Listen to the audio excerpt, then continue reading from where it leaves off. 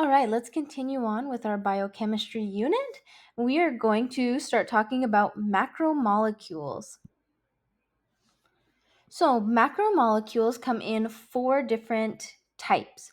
You've got proteins, lipids, carbohydrates, and nucleic acids. Biomolecules are involved in almost every process that occurs in living organisms. This actually includes things like energy production, structure, and regulation. So let's start talking about each one of these individually, and we will get started with carbohydrates. So, carbohydrates are like the fuel that powers a car or the batteries in your electronic devices. So, let's start with these fill in the blank section right here. So, what are carbohydrates made of? They're made of carbon, hydrogen, and oxygen. The primary function of carbohydrates is to provide energy for the body.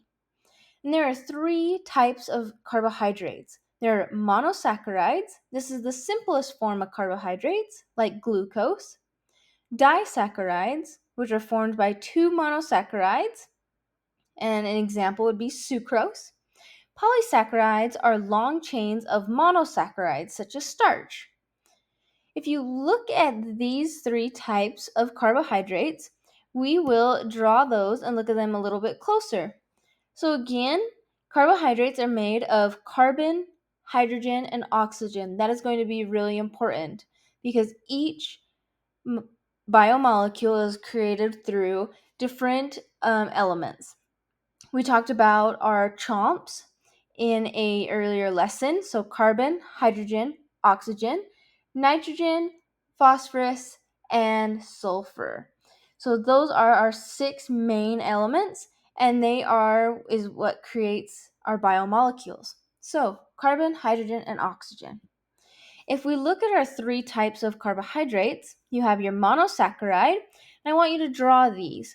So you can see here, you have your hexagon shape, and that is called a 6-carbon ring, and each one of them each point has a hydrogen and an oxygen and a hydrogen attached to it.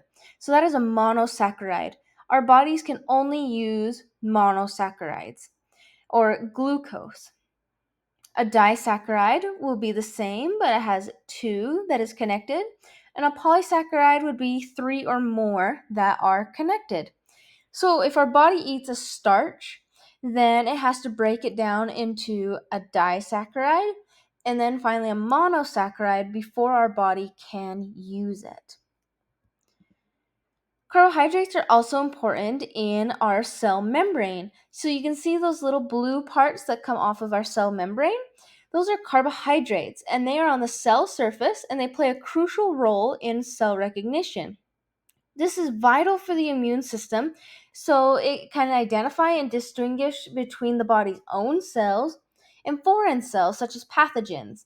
So it uses these carbohydrates almost as feelers to determine if it is a cell that is supposed to be there or if it is a foreign cell, such as maybe bacteria, it could be a virus, it could be a cancer cell, and it can detect that and determine if it can stay or not.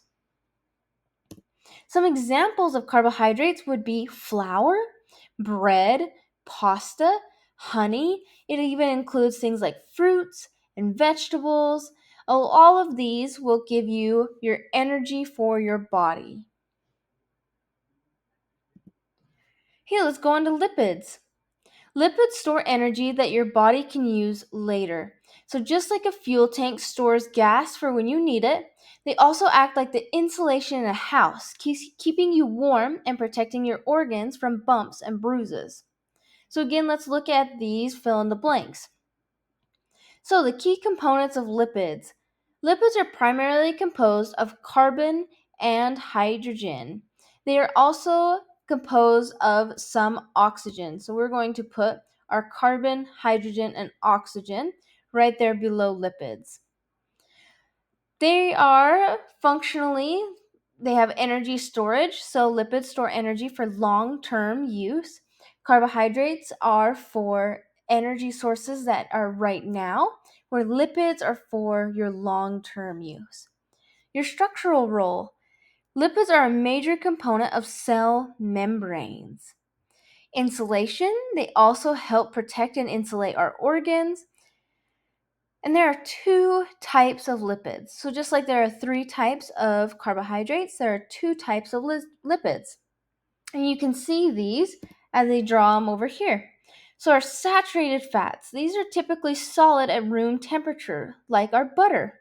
You can see that you have your oxygen and your carbon and your hydrogen in the red. They would call that the head of the lipid. And then you have this tail, which is the line of carbons with the hydrogens that come off of them.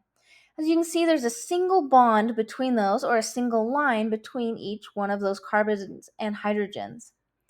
When you look at your unsaturated fat there at the bottom, these are typically liquid at room temperature. So this would be your olive oil, for example.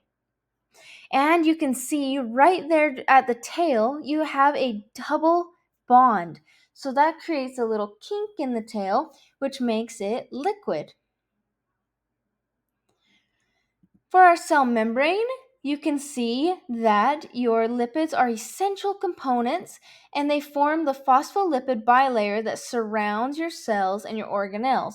So again, the little circle part where the yellow is, that would be the head of the lipid, and then the little squiggly parts would be the tail. So those tails are actually hydrophobic. So that's what keeps the water from coming into the cells. If it wasn't for our lipids creating our cell membranes, then we would not be able to survive, because that's what keeps the water from flowing in and out of the cell kind of random or sporadically. So it creates a homeostasis in our body.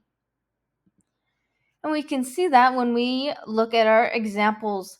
So we have olive oil would be example, vegetable oil, avocados, avocado oil, peanut butter, peanuts, almonds, any kind of nuts, your butter, coconut, even chocolate would be considered a lipid. And if you look at oil on water, it will always be separated. So oil is less dense than water, and that is why it floats on top of that water. If you were ever to research or look at oil spills, that is why oil spills will be on the top of water if they are on the ocean or a lake, a river, anything like that.